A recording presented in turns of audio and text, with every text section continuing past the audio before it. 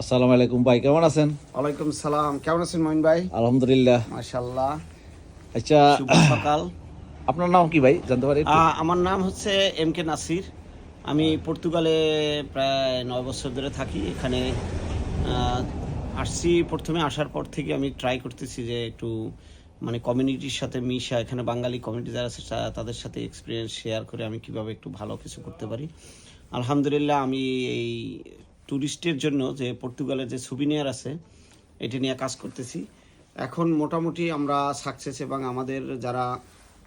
আমরা যারা একসাথে ব্যবসা বাণিজ্য করি এই লাইনে, মোটামুটি বাঙালি কমিউনিটির পর্তুগালে যারা থাকে এদের মিনিমাম 90% লোক আসলে এই লাইনেই ব্যবসা করে, এবং কেউ কেউ আছে হয়তো আদার্স নিয়ে ব্যবসা শুরু করছে, এবং বাঙালি কমিউনিটি এখন অন্য অন্য ব্যবসা হয়তো স্প্রেডিং হচ্ছে আর কি। আর এরপর যদি আপনার কোনো কোশ্চেন থাকে বলতে পারেন। আচ্ছা, আপনি তো এই ব্যবসা অনেকদিন থেকে আছেন, জি জি। তো বর্তমান পরিস্থিতি কি ব্যবসার? আচ্ছা, বর্তমান পরিস্থিতি হচ্ছে আমাদের এখানে আসলে 2টা সিজনে ব্যবসা হয়। একটা হচ্ছে মানে উইন্টার, আর একটা হচ্ছে সামার। উইন্টারের সময় সাধারণত, যেহেতু পর্তুগাল একটা সাগরের পাশে দেশ, আটলান্টিক সাগরের পাশে দেশ, এবং সেই ক্ষেত্রে একটু ব্যবসা বেরি করে। উইন্টার একটু কম হয় এবং সামারে একটু ভালোই হয়।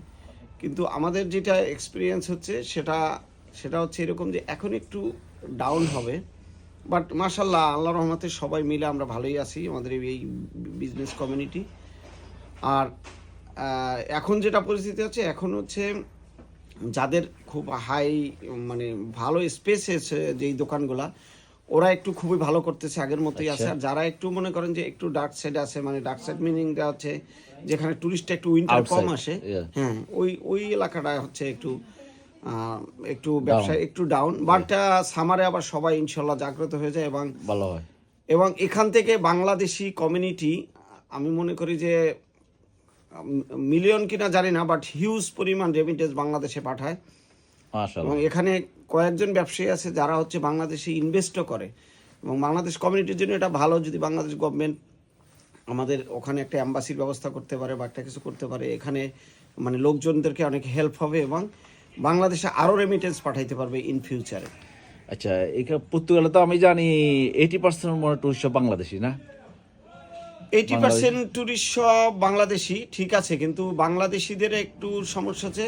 এই ট্যুরিস্ট সবগুলো ওরা পরিচালনা করে, কিন্তু ওদের ম্যানুফ্যাকচারার খুব গুটি কয়েক পিপল। এই ম্যানুফ্যাকচারার হাতটা যদি বাংলাদেশ কমিউনিটি ধরতে পারে, তাহলে ইন ফিউচারে এইটা আরও অনেক বড় আকারে ধারণ করবে।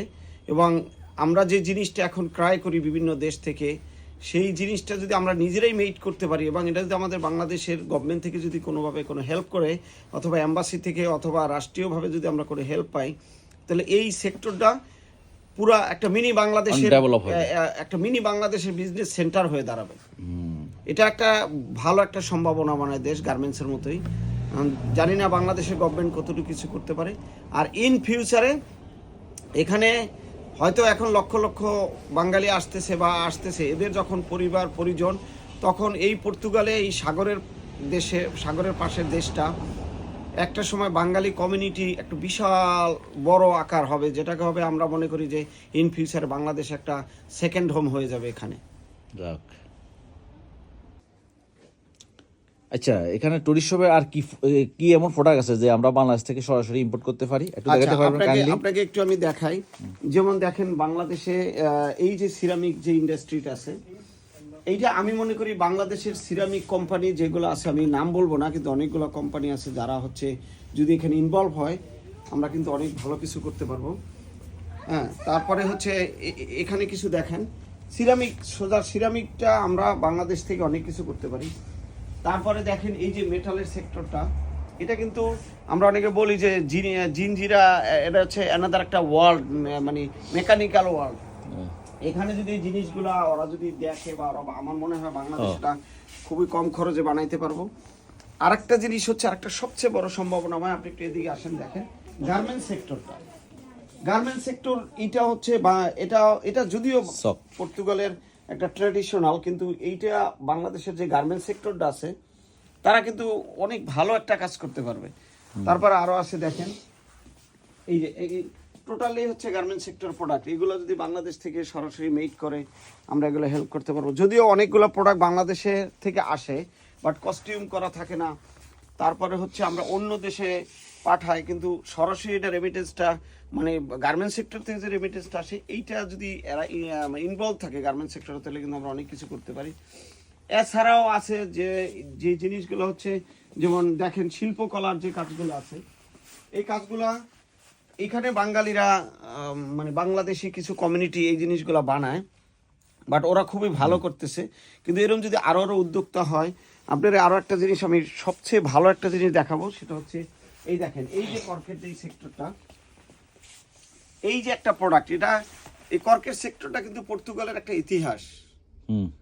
বাট সবচেয়ে বড় কথা হচ্ছে এই কর্কের সেক্টরটা ভালোভাবে একজন ম্যানুফ্যাকচারার ধরছে, যেটা এসকে কর্ক। উনি খুবই ভালো একজন ম্যানুফ্যাকচারার। ওনার এই এই এই কর্কের কাজটা অনেকগুলো ডিজাইন আপনি দেখাইতে পারেন, দুই একটা একটু এই দেখেন, এই কাজগুলা অনেক সুন্দর। এবং এই সেক্টরটা মানে পর্তুগালে যে সব ইন্ডাস্ট্রি আছে তার চেয়েও কিন্তু ওরা ভালো করতেছে। এরকম যদি বড় বড় যারা এখন ভালো ভালো উদ্যোক্তা আছে, তারা যদি এই কাজগুলো হাতে লাগায়, আমার মনে হয় ইনশাল্লাহ এই জিনিসগুলো অনেক ভালো করবে। আচ্ছা ঠিক আছে নাসির ভাই, আপনাকে অনেক ধন্যবাদ। থ্যাংক ইউ, অনেক ধন্যবাদ। আপনি আমার মিডিয়াতে একটা সাক্ষাৎকার দিয়েছেন, তার জন্য আপনাকে অনেক অনেক ধন্যবাদ। ধন্যবাদ।